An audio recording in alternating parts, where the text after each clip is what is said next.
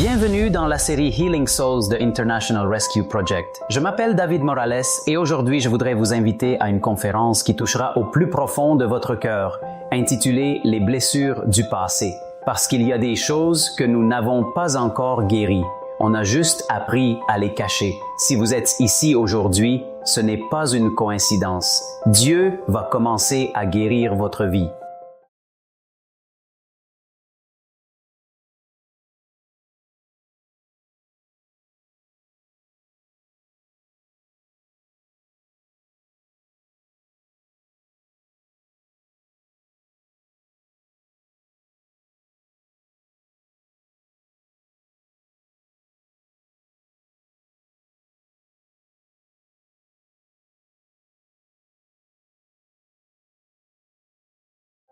Il raconte l'histoire d'un homme qui arrive au cabinet d'un médecin avec un visage fatigué et un regard blanc, et il s'assit devant le médecin. Après quelques secondes de silence, il dit « Docteur, je ne sais pas ce qui ne va pas avec moi. Je suis triste. Je suis triste tout le temps. Rien ne me motive. Rien ne me rend heureux. J'ai essayé de me distraire, de sortir et de parler aux gens, mais le vide est resté. » Le médecin l'a regardé attentivement et a constaté que ce n'était pas un problème physique. C'est une âme fatiguée. Après avoir entendu cela, il lui dit d'une voix calme, « Je pense que tu dois faire quelque chose de différent. Il y a un cirque très célèbre en ville et il y a un clown, ils disent qu'il est incroyable et il fait rire tout le monde. Je vous suggère d'aller voir. » L'homme qui regardait se tait et finit par répondre, « Docteur, ce clown est moi. » Certains font rire tout le monde et encouragent ceux qui semblent forts, mais qui sont profondément blessés à l'intérieur. Ceux qui applaudissent quand l'âme est silencieuse. Ceux qui sourient, mais sont en mauvaise santé. Certaines personnes ont appris à vivre avec des blessures. Une blessure qui ne saigne pas à l'extérieur, mais qui fait mal tous les jours à l'intérieur. Il y a des blessures abandonnées. Je rejette les paroles que tu n'oublieras jamais, les erreurs que tu ne peux pas te pardonner. Le plus difficile, c'est que personne ne voit. Mais aujourd'hui, je veux te dire quelque chose. Dieu le voit vraiment, pas seulement le voir. Voulez-vous le guérir? C'est pourquoi cette conférence est pour vous. Beaucoup de personnes sont portées par des traumatismes du passé qui submergent leur présent. Mais quels sont les traumatismes du passé? Les traumatismes du passé ne viennent pas toujours de grandes tragédies. Parfois, ils viennent d'un mot qui vous marque, d'un rejet que vous ne comprenez pas, d'un abandon qui vous brise, d'un sentiment de culpabilité que vous n'avez pas lâché. Cela crée des blessures profondes qui finiront par laisser une empreinte dans votre vie. C'est quelque chose qui affecte des millions de personnes dans le monde. Selon l'Organisation mondiale de la santé, plus de 280 millions de personnes dans le monde souffrent de dépression. Mais ce qui est le plus choquant, c'est que beaucoup de gens ne sont pas déprimés par le présent, mais blessés par le passé, prisonniers du passé. Mais qu'est-ce que la dépression? Le mot dépression vient du mot latin deprimere. Vous le voyez descendre, d'abord presser, puis littéralement presser, couler, écraser la dépression. De son origine, elle décrit parfaitement ce que l'homme ressent, comme si quelque chose l'avait poussé vers le bas, comme s'il était déprimé, comme un fardeau invisible. L'oppression n'est pas seulement de la tristesse. C'est un sentiment d'écrasement intérieur. La dépression est comme une force invisible qui pousse l'âme vers le bas jusqu'à ce qu'elle n'ait plus la force de se lever. La dépression n'est pas seulement un diagnostic, c'est une expérience de se sentir stressé, déprimé et incapable d'avancer. Parler de la dépression peut parfois être effrayant.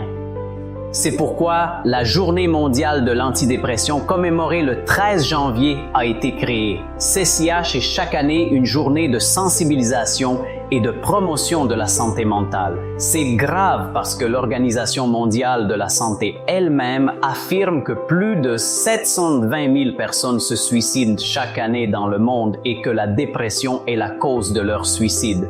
Mais savez-vous ce que la douleur pousse? En descendant, Dieu a le pouvoir de soulever ce qui est pressé par la vie. Jésus peut l'élever avec son amour. La Bible nous montre également des exemples réels de personnes qui ont vécu cette souffrance. et l'un d'entre elles est David. David est considéré comme un homme du cœur de Dieu, mais il a également été rejeté par sa famille. Il a été injustement persécuté, trahi, portant la culpabilité de ses péchés. Regardez ce qu'il a écrit dans le psaume 38:4. « Car mon iniquité a dépassé ma tête. Comme un lourd fardeau, cela m'a été enregistré. » David souffre d'un effondrement émotionnel, ce qui se reflète dans son travail. Un autre passage très intéressant dans lequel il enregistre ses sentiments se trouve dans le chapitre 6, verset 6 des psaumes. « Je suis englouti chaque nuit par mes gémissements, les pleurs qui submergent mon lit, c'est la dépression, c'est la vraie douleur, avec l'effet de plaies non cicatrisées. La guérison de nos blessures se transforme en chagrin constant, manque de but, auto-exclusion, isolement et fatigue émotionnelle, la chose la plus dangereuse. Vous commencez à croire que les mensonges dans votre tête ne valent rien. Je ne suis pas assez bonne, personne ne m'aime. Le danger est que le cerveau réagisse à vos pensées et la reçoive comme quelque chose de réel. Aaron Baker, le père de la thérapie cognitive, a prouvé que les pensées influencent directement les émotions et que les émotions influencent le comportement. C'est-à-dire que si vous vous dites constamment quelque chose de négatif, votre cerveau le considère comme une vérité émotionnelle.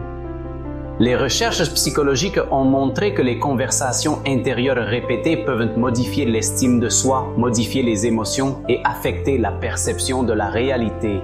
Le cerveau active les véritables émotions de tristesse et de frustration et les développe même si elles ne sont pas objectivement réelles.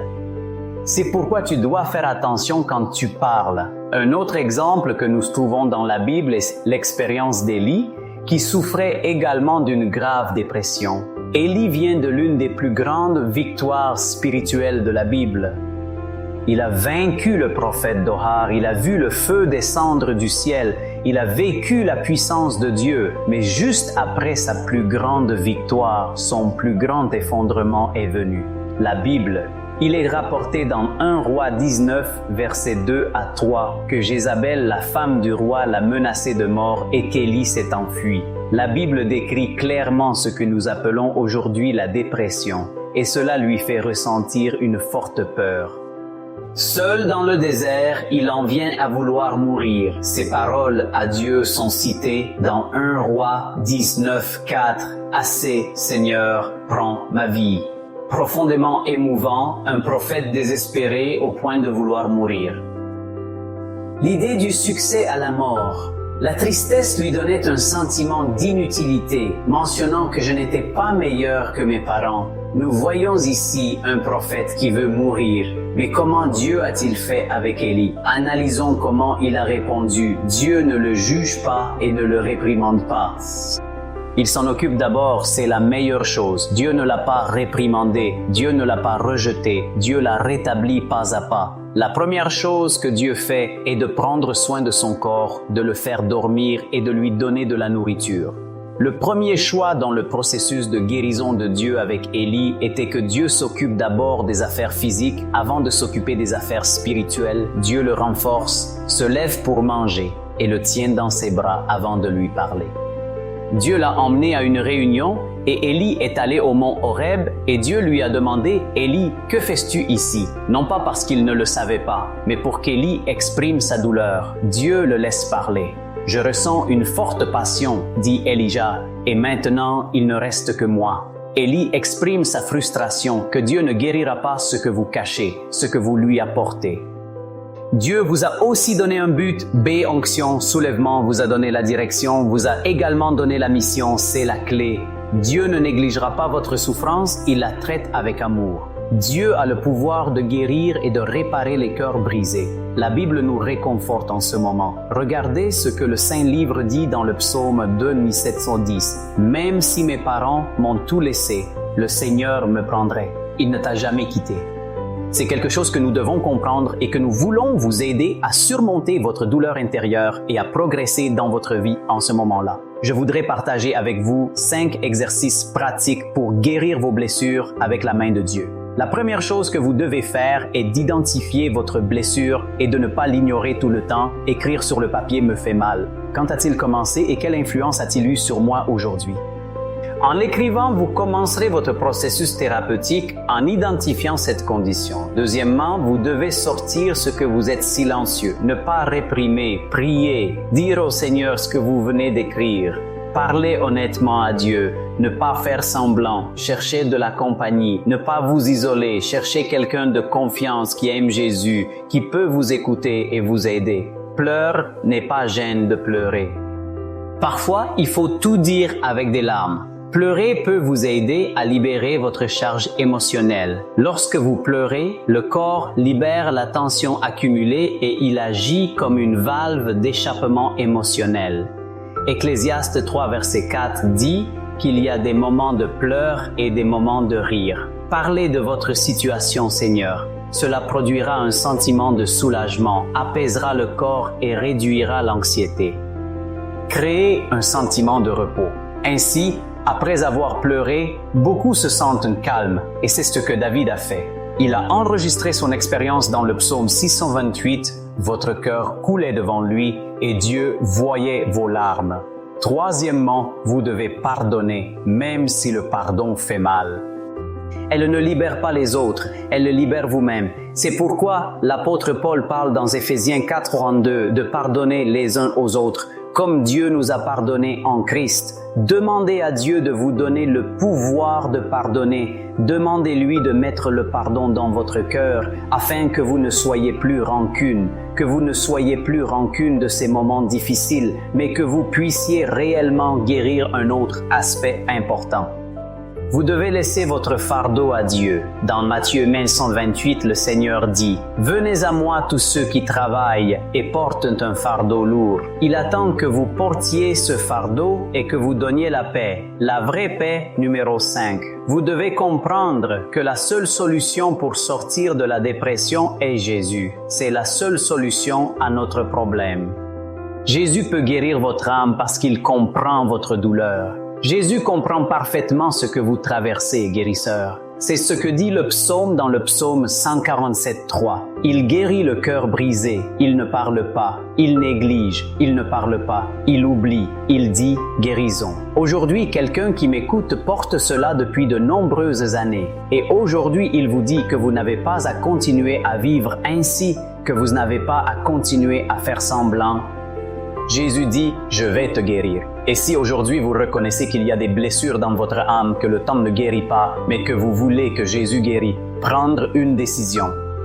De tout jeter aux pieds du Christ Jésus en lui disant qu'aujourd'hui j'ai décidé de vous donner les blessures de mon passé, de vous permettre de guérir mon cœur et de commencer une nouvelle vie avec vous. Votre blessure n'est pas votre identité. Jésus peut écrire une nouvelle histoire dans votre vie. Si aujourd'hui vous décidez de la chercher de tout votre cœur, votre histoire change à partir de ce moment. Que le Seigneur vous bénisse grandement si vous donnez votre vie à Jésus.